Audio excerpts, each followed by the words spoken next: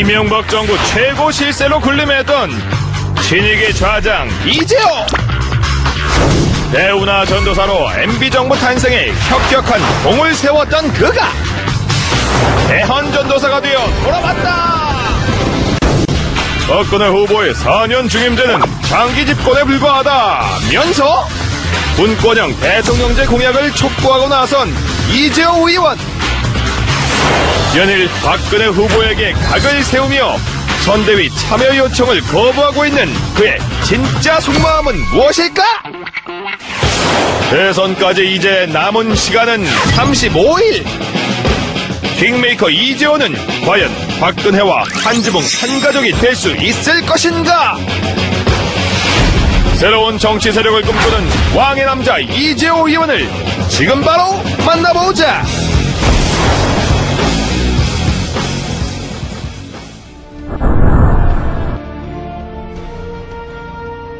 지금 대선 전국의 그 큰 국가적 이슈, 이게 없지 않습니까? 네. 이제 이명박 정부가 끝나면 과거 이제 군사 독재에서 문민정부로 끝나는 한 시기가, 그러니까 김영삼 대통령, 김대중 대통령, 노무현 대통령, 이명박 대통령.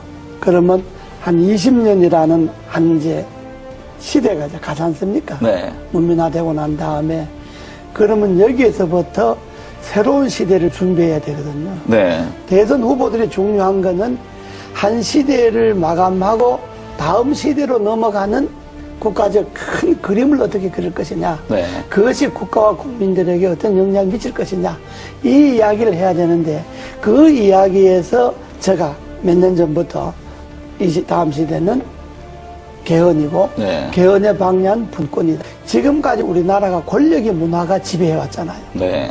그러니까 큰 권력이든 작은 권력이든 나라의 구석구석에 권력의 힘이 다 이게 미쳐서 그 권력의 힘에 뭔가 좀 가까운 사람만이 뭐 돈을 벌거나 자리를 차지하거나 뭐 이런 소위 나라 풍조가 되었잖아요. 네. 이제는 이러한 권력의 문화를 내려놓고 정말로 사람의 문화, 인간적인 문화가 나라 전반에 한번 골고루 퍼져야 된다.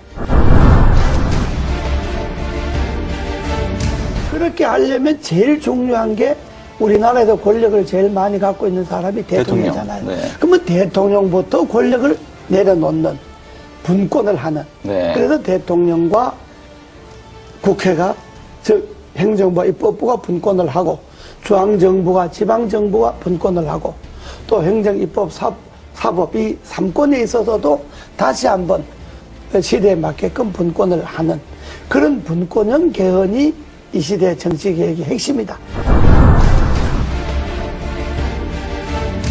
분권을 하다 보면 4년 갖고는 정책이 연관성이 없어질 수 있으니까 한번 중임하는 게 좋다는 거고 분권을 하지 않고 4년 중임하자고 하는 거는 임기 연장에 불과한 거죠. 네. 정권 연장하거나 잘못하면 장기 집권하겠다는 것밖에 안 되니까 네. 그건 지난날에 우리 역사가 말하잖아요.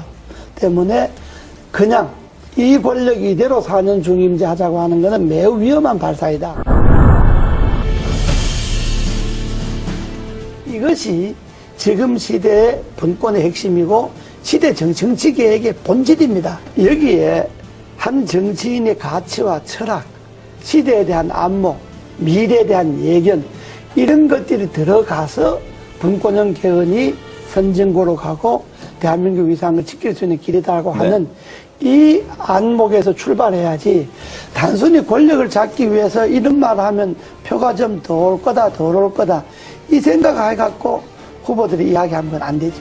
저는 뭐 개헌에 대한 분권형 개헌에 대해서 제일 좋기는 취임하고 1년 안에 하겠다든지 이런 확실한 공약이 제일 필요하지만은 그러니까 그거는 또 저 생각일 수가 있으니까 또 그렇게 생각하지 않는 사람일 수도 있으니까 일단 분권형 개헌을 비롯해서 취임 1년 안에 나라의 바람직한 방향으로 개헌을 하는데 이 시대의 흐름이 나눔이잖아요. 경제도 민주화하자 그러면서 왜 권력을 민주화 안 합니까? 제 의원들이 분권형 개헌 추진 국회의원 모임을 네. 하나 만들려고 여러 의원들, 여야 의원들이 만들자고 제안이 많이 들어와서 네. 아마 곧 거기 옮겨질 거예요. 하나의 또 세력 개헌 행보의 종착점은 개헌이고요. 네. 분권형 개헌이 되게 하는 네. 게 종착점이고, 되면 저는 제가 주장하고 생각했던 것이 되면 그걸로 이제 정치인 역할을 다 하는 거고, 네. 다만 정치인들에게만 맡겨서는 정치인들이 개인의 이해관계에 따라서 개헌을 생각하니까 국민들이 힘을 모아서 이 시대의 요구인 분권형 개헌을 하도록 하자. 네. 그래서 전국에 이제 한 4,000명 정도 모여서 창립대회를 했죠, 국민연합. 네. 그러고 이제 16개 시도 분권형 연합이 21일 날 이제 결성이 다 끝납니다. 지금 한 8개가 결성이 됐는데, 끝나면 각 시도, 시군 분권형 개헌 국민연합 대표들이 한 1박 2일 모여서 장시간 네. 토론을 할 겁니다. 대선에 분권형 개헌 문제를 어떻게 할 것이며, 또 대선 후보들 간의 이 주장을 어떻게 관철시킬 것이냐 하는 것들을 아마 전국 시도연합, 시군연합 대표들이 모여서 네. 한 1박 2일 정도 세미나를 합니다. 국민연합의 대표들이 따로 있고, 국민연합은 내가 주장하는 가치와 철학을 그게 이 시대의 흐름에 맞다라고 생각하는 사람들이 네. 전국에 11만 명이 지난번에 분권형 개헌 청원을 했잖아요. 네. 지금 서명 받은 게 한 100만쯤 됩니다. 네, 벌써 그렇게 늘었습니다. 이게 네. 이제 300만 서명을 받으려고 하는데, 분권형 국민연합 각 시군 대표 이 사람들은 정치를 안 한 신인들도 많이 있고요.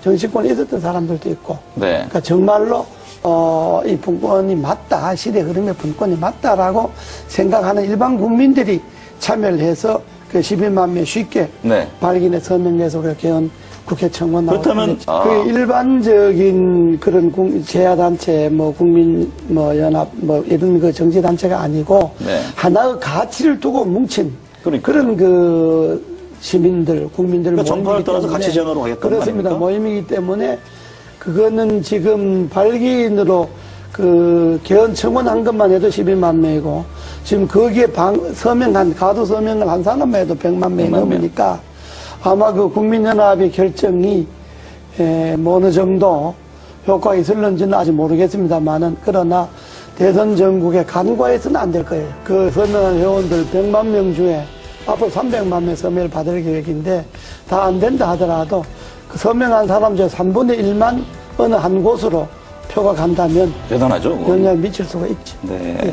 아직까지 이제 그 가치에 제일 중요한 게 분권형 개헌이잖아요. 네. 그러니까 분권형 개헌 전에 분권이라는 데한 인식. 그렇죠. 지금의 시대는 나눔의 시대다. 나누고 남을 배려하고 양보하고 이런 시대인데, 지금 권력을 잡겠다는 건 그것하고 역행하잖아요.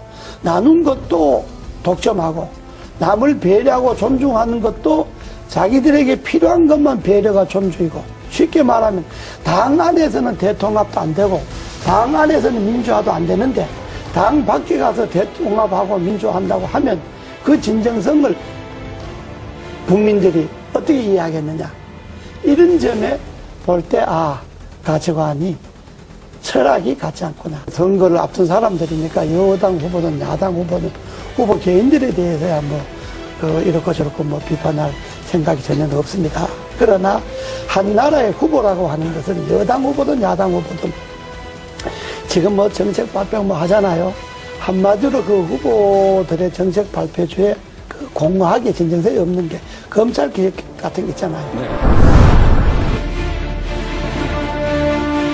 검찰 개혁도 우리 헌법에 보면, 헌법 12조인가에 보면요, 영장 청구를 검사만이 하게 되어 있습니다. 그렇죠. 이게 검찰이 기소 독점으로 기소 독점, 이어지잖아요. 네. 이게 전 세계 우리나라밖에 없습니다.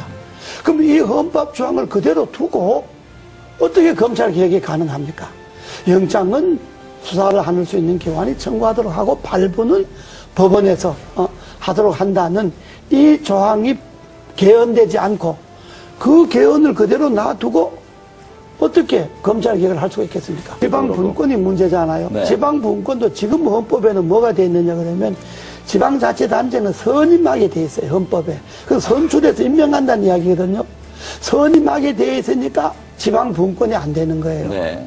그러니까 헌법을 그대로 이 권력 중심의 제왕적 권력의 헌법을 그대로 두고 뭘 쇄신하겠다, 개혁하겠다 하니까 제가 볼 때는 그게 다, 이게 잘못된 거다. 그래서 네. 제가 언제 표현을 좀 과했습니다만은 알면 없고 축적이만 늘어났다는 그렇죠. 이야기가 정치개혁의 핵심인 개헌에 손을 안 대고 권력 분점에 손을 안 대고 그 헌법을 그대로 두고 거기에 가지만 책임 총리제나 정부 통령제도 그렇습니다.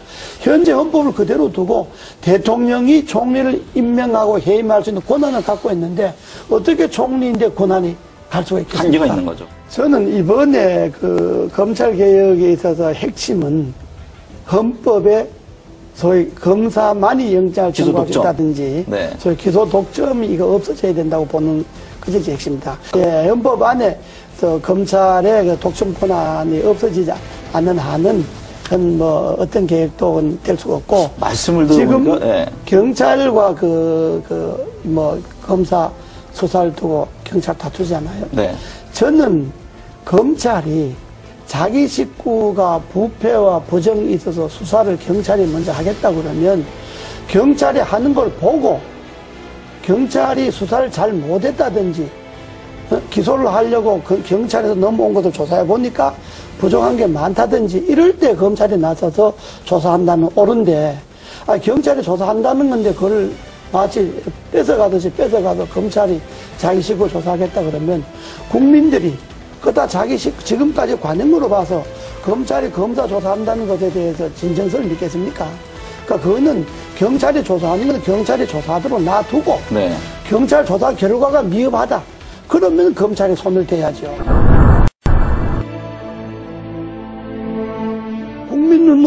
국민이 눈높이에 자기를 맞춰서 정치를 해야 되는데 되게 정치한 사람들 자기 눈높이에 국민을 보고 그렇다면 국민이 동의가 있으면 헌법도 무슨 뭐 국민의 동의가 있어서 개헌한다. 아니 당연히 국민이 뭐 안을 내야 동의를 하든지 반대하든지 하죠. 네. 국민들이 무슨 분권을 하라든지 뭘 하든지 안을 국민들이 냅니까? 정치권에서 이런 안을 내야 그래야 국민들이 동의를 하든지 반대를 하든지 하듯이 안도 안 내놓고 뭘 갖고 국민들이 동의를 합니까? 네. 그것처럼 그런 것이 다 국민들로 볼 때는 진정성이 없는 이야기다 이런 이야기.